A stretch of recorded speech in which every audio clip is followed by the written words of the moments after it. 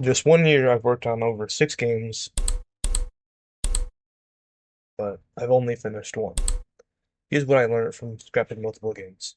The first game I actually got, the first time I actually got into a game, the first time I actually got into game development was with a game I called Urban Realms. The plan was simple: make a better version of Block, better features, more stuff to do, the whole thing.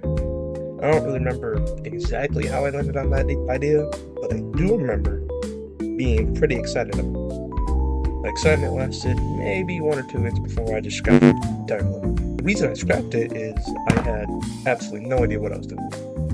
Couldn't script, couldn't build, couldn't plan, and every single line of code in that game was written by AI.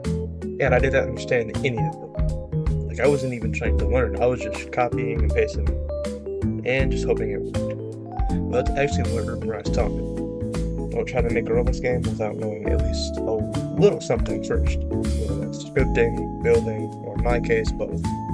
Sounds obvious, but sometimes you need to crash and burn on your first project to actually get it. This next one was a little bit more recent. It was called Freelance, a simulator where you take on different contracts, earn money, and upgrade your stats. I actually spent around like 2 months on this one, and I got pretty far, like phase 9 out of 10, and I'm pretty sure the idea came from AI, I think, but I forgot. But, regardless, I was invested for a little bit. And then I scrapped it anyways. The main reason, I just got bored of it. And not even normal bored, it was the kind of bored that comes from things constantly going wrong. Which, in Freelance's case, all the time. 1 step forward, 3 steps back, over and over and over. At some point, the motivation just runs out. What Freelance taught me was mostly about organization and pacing. I was rushing to add things without having a real structure in place. And eventually, the project became just too hard to navigate. The last one is Artist Tycoon. This one's actually a pretty old idea.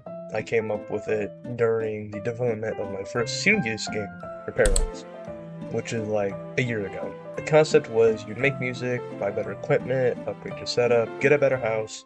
Pretty solid idea, basically. The problem was I was trying to develop it at the same time as Repair Runs, a bigger and more attention-grabbing project, and I just couldn't keep up with both. Everything slowed down, neither game was really getting the attention it needed, and eventually Artist Tycoon just fell apart. Organization, if that's even a word. I didn't know where anything was, didn't know what half the stuff did, and that just killed my motivation, just like that. So this one taught me 2 things. First, don't work on multiple projects unless you actually have time and a real plan for both. And second, organization isn't optional. It's not something you set up when you feel like it. It's the thing that keeps you from quitting. So what you can take away from this video is don't work on multiple games without a schedule. Don't start or continue a game without knowing of it. Prioritize organization over anything else at first.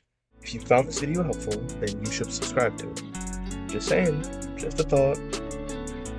Thanks for watching, see you in the next video.